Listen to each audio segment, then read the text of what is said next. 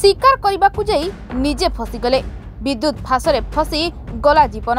गंजाम तारासिंह थाना अंतर्गत गेरेडा सेक्शन सीतारामपुर जंगल निकटरू एक शव जबत करिछि तारासिंह पुलिस। सीतारामपुर ग्रामर सूरत प्रधान शव जंगल मध्य पड़िथिबा परिवार लोकंक अभियोग पर पुलिस पहुंची घटनार तदंत चलाइछि।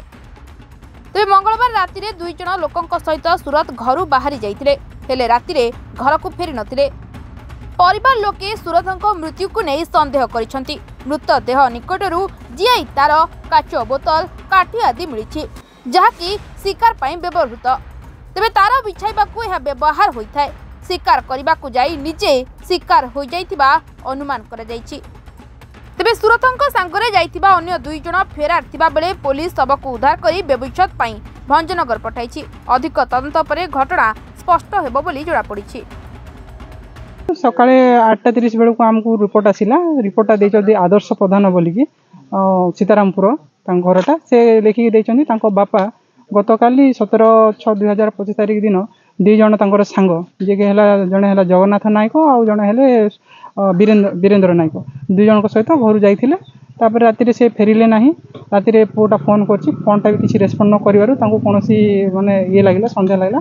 तापर से सकाळे देखिले कि ये पाखरे हमर जो अछि कोड़ी पदा बोलिकी आमर एटा आपण समरबंध पाखरे से पाखरे तांकर डेड बॉडी पड़ी बोलिकी।